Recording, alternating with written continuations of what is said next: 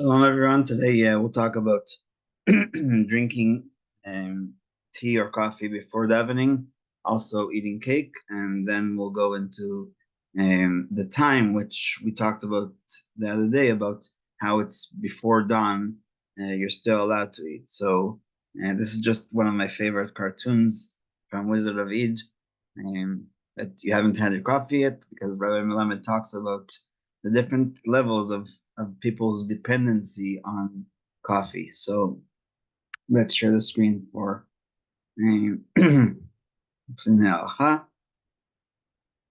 So one who is used to drinking tea or coffee in the morning and whose mind remains unsettled without it is permitted to drink it before prayer.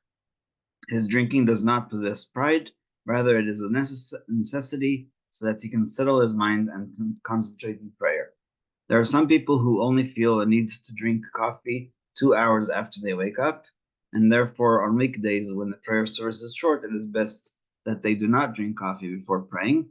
However, on Shabbat and festivals, when the prayer service lasts long time, it is better for them to drink coffee before prayer. He doesn't talk about this specifically, but when I learned that I was dependent on coffee, I was told that if I want to concentrate on the fast properly, especially Yom Kippur, it is better to reduce the amount of coffee for a couple of weeks before, every day a little bit less, and that way you don't have a headache. So that's just good advice, and it's related to this idea. Someone who cannot drink coffee or tea without sugar is allowed to add a little sugar in order to drink and settle his mind. If you can suffice with artificial sweetener, that is preferable, because sugar is something that used to be a lot more expensive. We all know about the slave trade, and so it was harder to get. Sweetener you can make in any lab today, as far as I know. However, he should not add milk, and again, this is just guidelines. One who cannot drink coffee without milk and whose mind will not be settled without coffee is permitted to add milk to his coffee. So all of these things are basically stages based on somebody's dependency, based on somebody's capability of concentrating during davening. And maybe I'll make one last stipulation. As far as I know, he's only talking about men, since women do not have a set time for prayer, that because it's mitzvah shazman grama, it's a time dependent mitzvah, so women are allowed to drink tea and coffee before.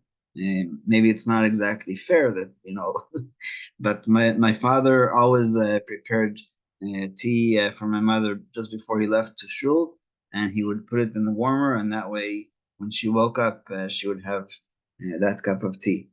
On Shabbat, many people are lenient and eat cake before the prayer service, but in actuality, their custom is incorrect and they do not have on whom to base their practice. Except for what I said yesterday about Chabad, that I think the Shulchan Aruch Harav mentions that that's part of it, especially if you're learning for an hour before davening. But again, Rav Melamed is talking about the general halacha, and that it is incorrect to eat cake on Shabbat. The only permissible consumption before prayer is coffee, for it is considered similar to water, and because one who became accustomed to drink it has become addicted to caffeine, and without drinking it, his mind is unsettled.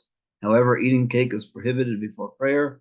Only someone who is so hungry that he cannot concentrate properly on his prayer, or one who thinks that later on he will be so hungry that his concentration will be disturbed, is permitted to be lenient and eat a small piece of cake before praying. So I'll just say that from my experience, I was in Simchat Torah a few times in Har Bracha.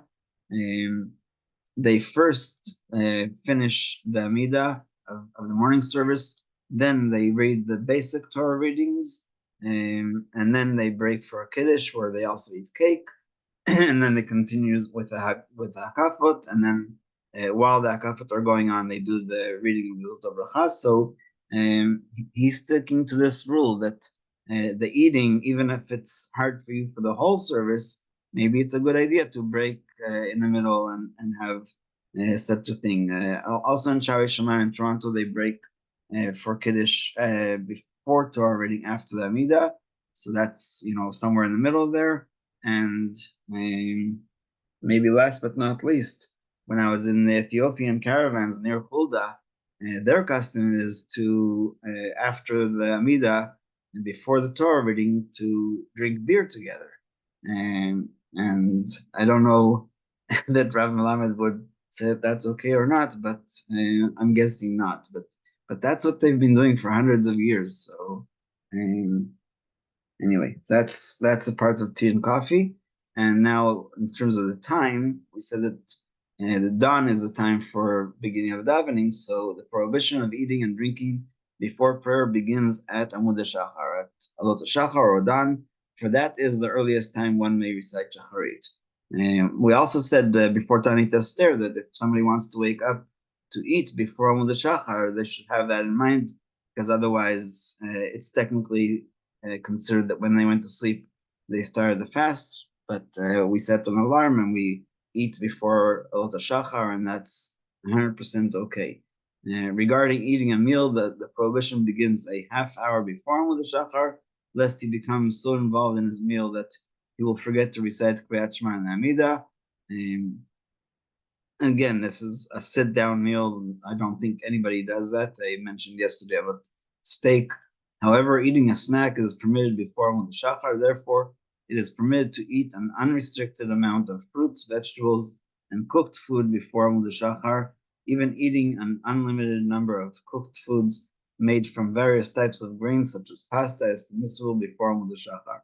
However, bread and cake are permissible to eat only in an amount less than kabeitza, the size of an egg. For that quantity does not constitute the eating of a meal. I think in American terms, it's about 2 ounces, and in Israeli and European, it's 56 grams, and that's what a beitzah is. And prior to the half hour before Amud Shachar, one is permitted to eat anything. Nevertheless, once Amud Shachar arrives, all eating and drinking must cease. So it's just good advice also because of this fasting, that's how we set our alarms and our routines. Before fast, it's a different routine, but that way we can stop at Amud Shachar. According to Kabbalah, some are accustomed to act stringently, maintaining that anyone who wakens after a regular sleep at night, even before Chatzot, must not eat and drink until after praying Shacharit.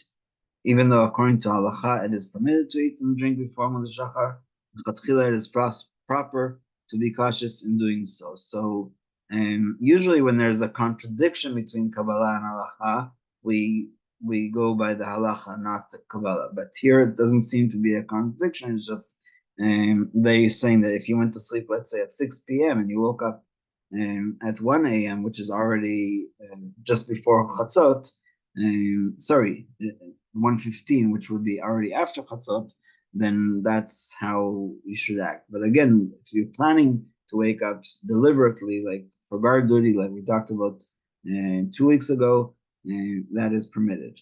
However, if the lack of food will cause neglect of Torah learning, it is better to eat and drink before Amud Shachar. Similarly, these accustomed waking up on Shabbat night to recite special prayers and bakashot are allowed to eat and drink, especially if that will help awaken them more to serve Hashem. Those who follow Kabbalah are more stringent concerning this. See Kaf HaChaim. So, like I said, to conclude this, when there's a contradiction between Kabbalah and Halacha, we go by Halacha. But when there isn't really a contradiction, we can go by Kabbalah. So, I think with tzitzis there's such a thing. I'll have to look into that to give proper examples. So we'll stop here, and if anybody has any questions.